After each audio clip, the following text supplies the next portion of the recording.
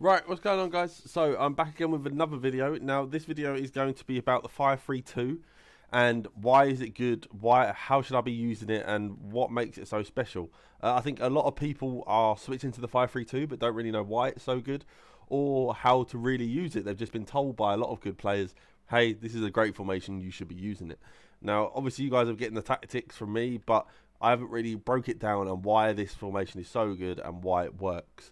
But before we get into it, if you guys haven't already, please drop it a like if you enjoy the video, drop it a comment, drop a sub if you haven't already.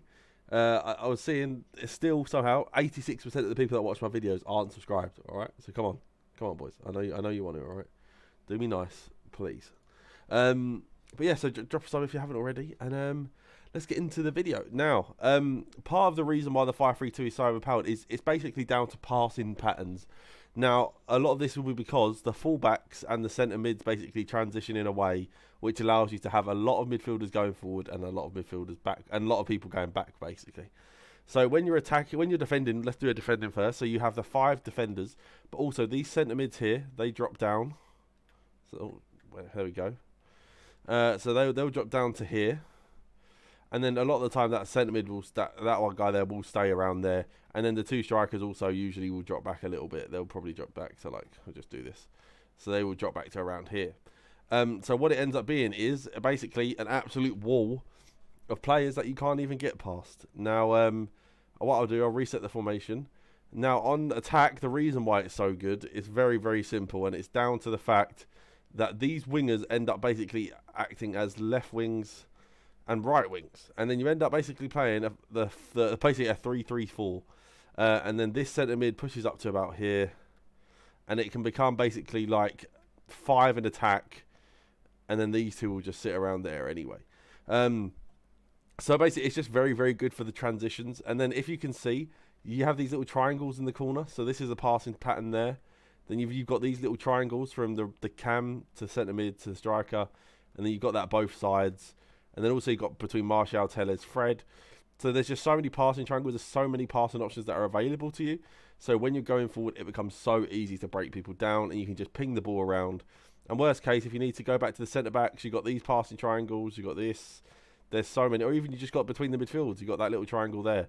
Or even this one in the middle. There's so many ways of passing patterns to pass the ball that you can ping the ball around. People can't really keep up.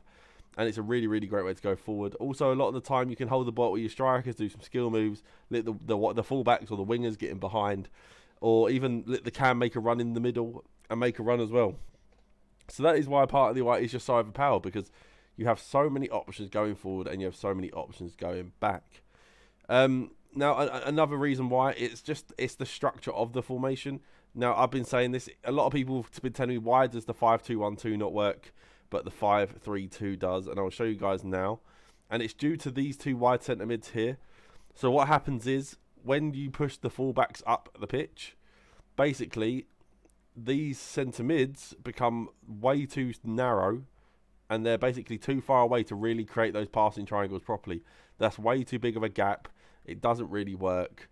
And also, because the cam is a cam, it's not a centre mid, the cam won't drop back as much.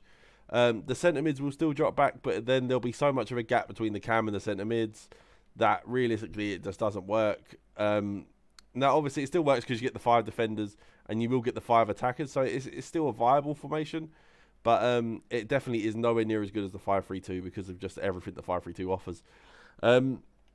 I think a big part why people don't know how to play the 5-3-2 is because of basically the fact that the 2 strikers at times can be up there by themselves. Now, what you have to learn with this formation is to not rush the ball. Okay, if you find that you pass out to your strikers and it's only those 2 up there, just hold it back, pass it back to a fullback, pass it back to a centre mid. Don't be afraid to slow the game down. At the moment, with the way that the game's being played, a slower pace is the best way to play, unless you're just going to play obviously one of those stupid long through balls, which does work from time to time, and I definitely wouldn't discourage that. But yeah, so in this situation, you may find you're only your 2 strikers up there, and your centre mids are all the way back here, and you got no one to pass to. So usually a lot of the time, just wait, and then the centre mids will push up. They will push up, and then the cam will, and then the fullbacks. Oh, I've grabbed the wrong guy. And then the fullbacks will be up. They'll be there to support on both sides, and overall it will just make it a lot easier of an experience. I don't know why Taylor is so wide out there. But yeah, so just giving you guys all these passing options, it makes life so much easier. If you've been watching my streams, you'll see how much I control the ball, control the game. And I have so many scoring opportunities because I've basically got 5 attackers and 2 semi-attacking players as well. But then when I'm defending, I've got 8 to 9 people back. So it is such a broken formation in terms of transition. All right, guys. So that's what you just got to keep in mind. But you just have to be prepared to play a certain type of way.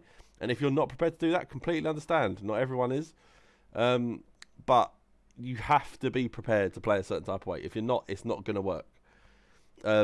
If you want to play the same way that you did in the 4-4-2, trust me, you shouldn't be doing that because it's a different formation and it's a different game now. The game's been updated and it doesn't work. So like you said, like I said, you have this massive block when you're defending, and then you have all the bloody attackers up the top, and it just makes it become a very, very overpowered way of playing the game. Now, people have been asking why is it better than the 4-4-2, and it is purely because of options on offense and defense. Now, the 4-4-2 is great, but because there is only 2 centre mids and 2 centre backs, if you commit with your left mid and right mids and your 2 strikers, a lot of the time you only have 4 players back on the counter attack, which can be really, really annoying. Whereas if you have the 3 centre-backs and the 2 DMs that sit back, already you have 5, and then the full-backs will usually make a great effort to get back. And say this is mid-transition, at least here already, they're already on their way back. And you're getting in a position where at least you're not too bad. Now, the 3-5-2 is a very similar version of the 5-3-2. It does work well. The only thing I find is because they're cams and CDMs instead of flat centre-mids, it gives you a lot less... what's the word? It gives you a lot less fluidity in terms of where you want to put those players. Because they're CDMs for the most part, that will mean that they will stay back, and because it's a cam for the most part, it means he will stay forward. Whereas if you have it as a 3 flat centre mids, a lot of the time it means they'll go forward and they'll go back. So they just offer you the best of both worlds, and that is what this formation is. It is the best of both worlds. It is offense and attack. It gives you as many options as possible. So yeah, hopefully you guys enjoyed this video and kind of understood why the 5-3-2 is as good as it is. Like I said, just always make sure you're slowing it down, pass the ball a lot. That's what this formation's for. It's about passing. It's all about transition. So just make sure you're playing the right way, because if you're not, then you can't expect results. All right, boys. But like I said, hopefully you guys enjoyed this video. If you did, drop it a like.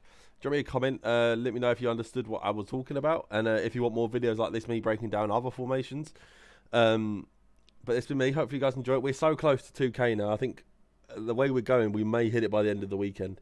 But I appreciate everyone who is subbing and showing mad love and support. And I'll see you guys for the next video. Peace, boys.